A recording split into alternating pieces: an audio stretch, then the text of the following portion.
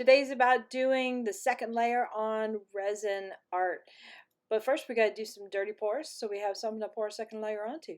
Hang on.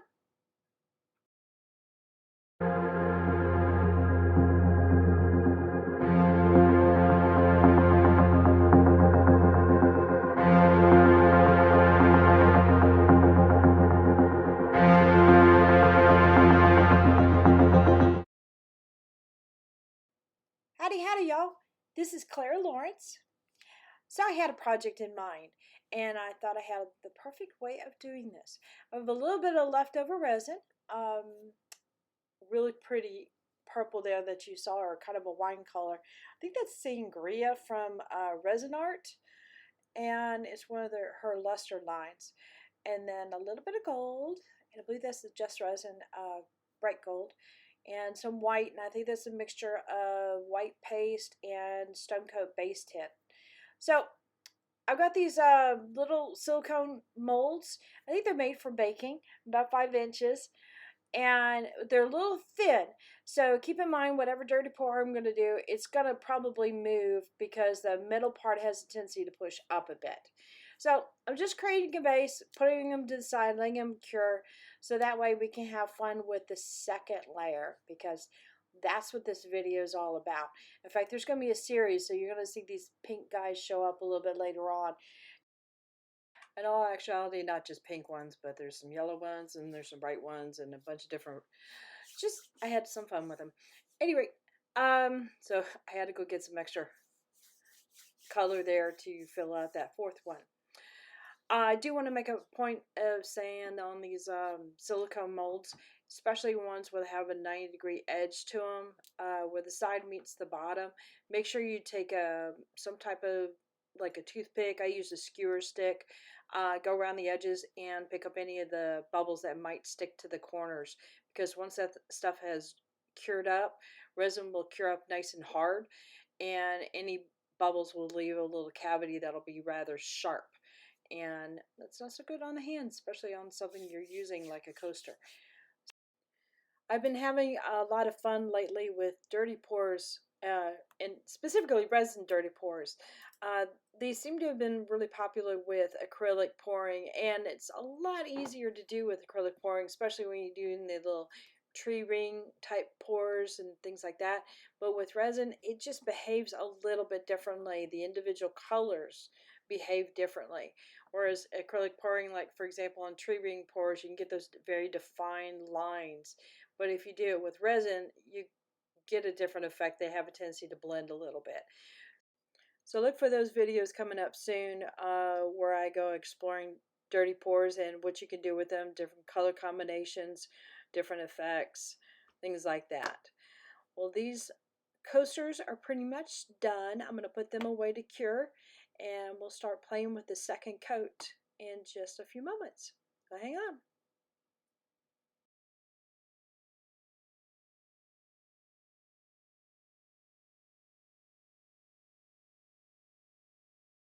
So this guy is all cured up, and he is ready for the second coat. Here we go. Howdy, everyone. So I thought I would work on some more coasters today, and we're going to play with a second layer, but we're also going to play with a contrasting color that may not be something that everybody might go for. So kind of a surprising thing. Sometimes trying unusual colors that you might not usually do can yield surprising effects.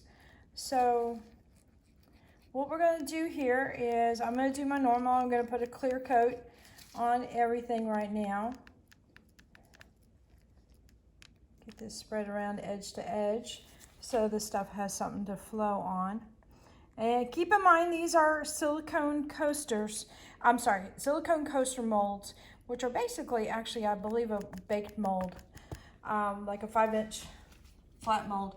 But they do have a tendency to have things shift towards the outside. So you'll see some of these have a little bit of a shift.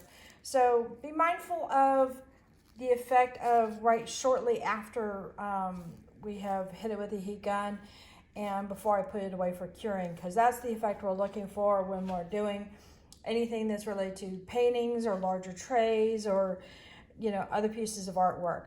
This just gives me the luxury of doing something on a small scale to show the techniques. So I want to make a point of saying that. So I'm going to hit this with the heat gun real quick.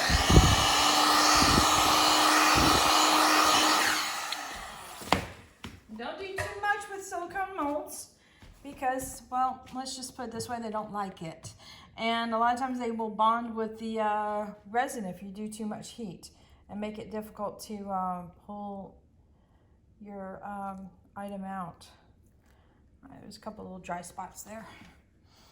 Okay, so what I'm gonna mess with today is we got a straight white paste. There's no stone coat base tin on it. And white paste will have a tendency to, when you fan them out, they'll kind of feather-like. They don't create the little cell pockets, but they'll kind of put out little feather fingers. And I really like that about white paste. So what we got is we got a couple different colors. I've got a white and I've got a beige. And I don't normally use beige, but since we've got so many deep, deep, deep colors in here, I thought a beige would be really pretty. And then I've got this color here, which is by Resin. It's one of their bling-its. So I'll have photos of all the colors I use at the end of the video. So definitely check that out if you're interested. So let's see here.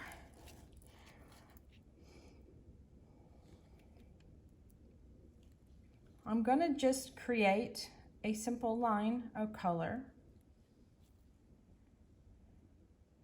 And don't do too much because we are talking about a small palette here, or canvas, I should say.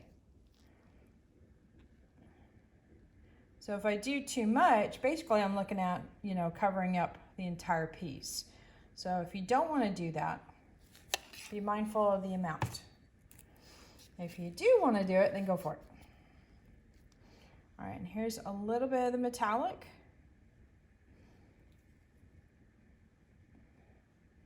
Or metallic-y looking color, I should say. All right, put these to the side. I'm gonna get my heat gun out. I'm gonna, you just puppy a go.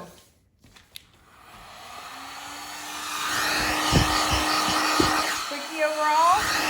Yep. And go for it there. Might do another little. All right, let that settle out for a sec.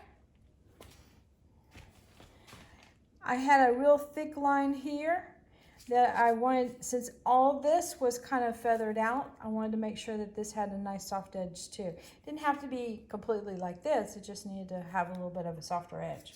So that's why you hit with the heat gun going this direction. So let me bring you guys in for a close-up. Excuse me. Okay. Right, I think I might be able to go in a little closer. Whoop. There we go. So what happens here when we have an unusual color like a beige is sometimes it can react with the other brighter colors and really make them pop.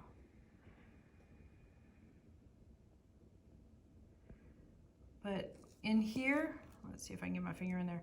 Right in this zone here, this is really going to play with the multiple layers when you do a second coat. In other words, it'll really give that depth look to it when it's really, really thin like that.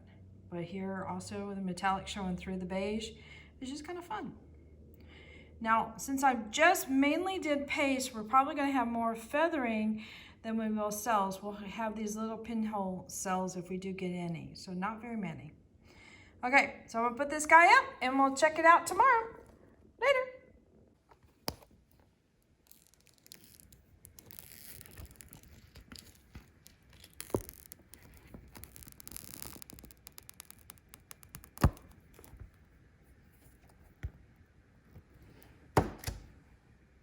All right, here's the next day on this piece. I went ahead and took it out of the mold. I was messing with my eyes a little bit. So let's see if I can get in close.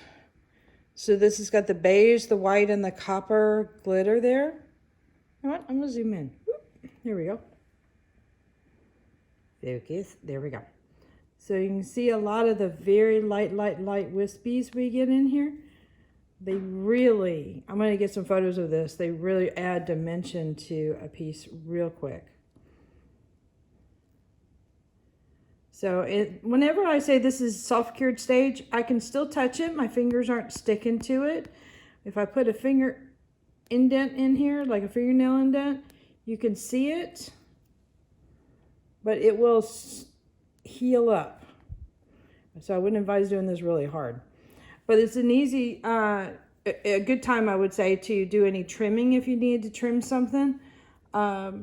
Sometimes when your piece is laying flat and you'll get those little fans that come out or drips that come out, this is a good time to pick them off because they're really easy. Let me give you an idea. I mean, we're talking about a little bit on the bendy side, but it will straighten up and flatten up. I just make sure that if I do bend it at all, I put it down on a surface and flatten it out and leave it for a while, and it should be fine.